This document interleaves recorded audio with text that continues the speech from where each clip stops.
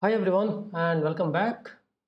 So this is the simple example we have done in the last video, and I'm using one add-on on the Chrome browser that will give you everything you need. You send a request. This is your simple documentation. Okay, I have only single query, hello, and you can do a click here. This will add that query for you. You don't need to even type anything, and here you can just enter your name and then send this request.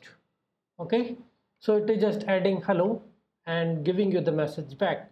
So this is like a query we have written. So, and this documentation is like a swagger here. It is telling you what all queries you have, what all mutations, subscription, what all different types you need to define.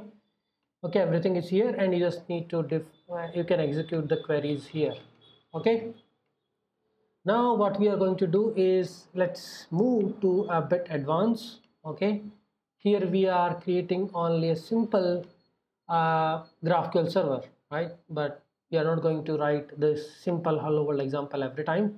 What we will do is we will start defining these type definitions.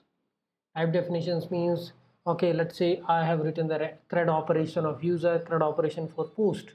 So there I have a get, put, post, delete operations, but here I don't have all these things, right? So how can I replicate the same kind of scenarios here through the query and mutation? Mutation will create user, create post, update user, update post, delete user. All these things we can also be able to do with the help of GraphQL. So first of all, this is the type definition. Okay, and in this type definitions we are going to put all the things which we need, right? So this is the type query. Before that we will define all the types which we need. Okay, like I have a type user, and inside type user I have few things. Okay, I have ID, I have name. All these parameters you can add. Name is of type string. Okay, then I have an email which is also of type string, and then age, let's say this is of type int. Okay, so I have created this as a type. You can call it as a model which we are going to expose maybe through query and mutation.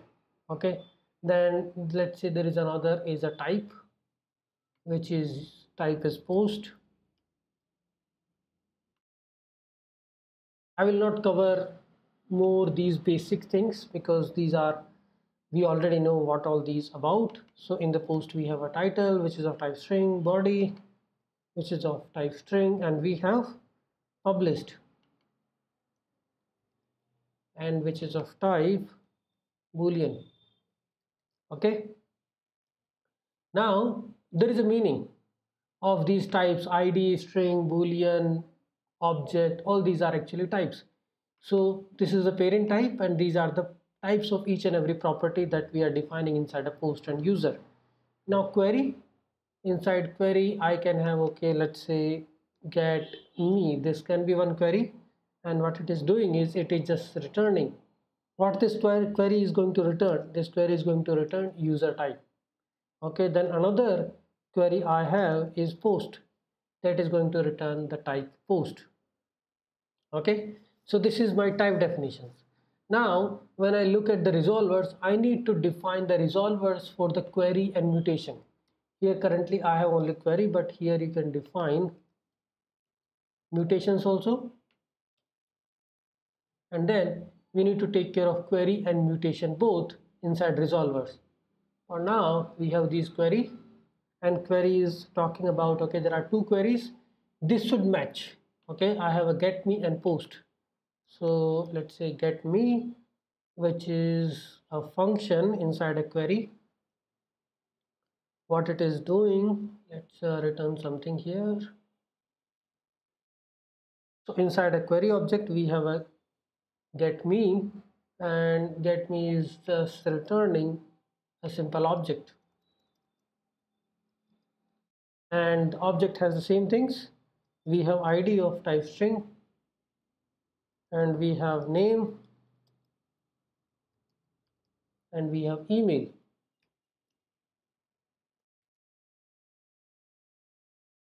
Okay,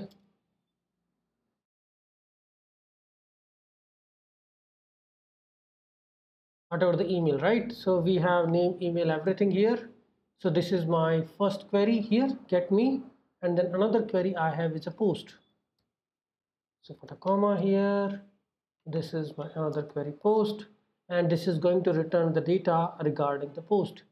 Here in the post we have all these types: ID, title, body.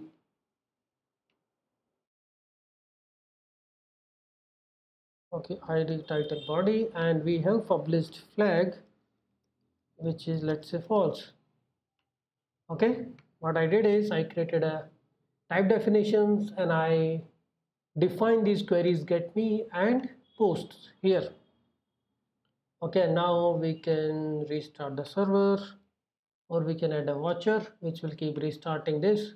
So we have post and we have get me. We just need to take care ID, name, email. ID, name, email, these are required things. Age is optional. In the post, all are required, so we have to define all. I mean, you will get an error if you are not returning the required type from there. Okay, now we have extended this example. Now we have multiple types. Let's say, let's reload this. Now we got these two queries, right? Add this to the query.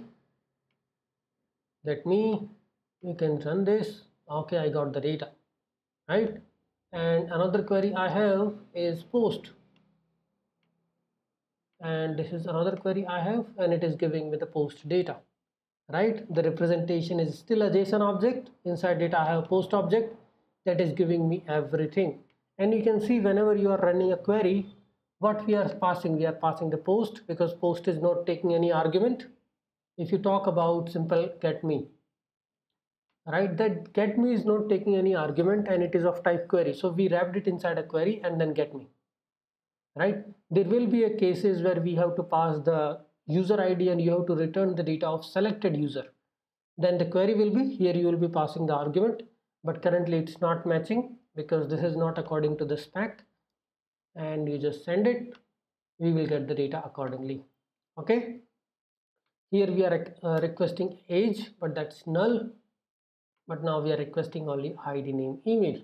Okay, so this is how we define the type definitions and the resolvers, and once the server is started, we can test that through our this GraphQL console.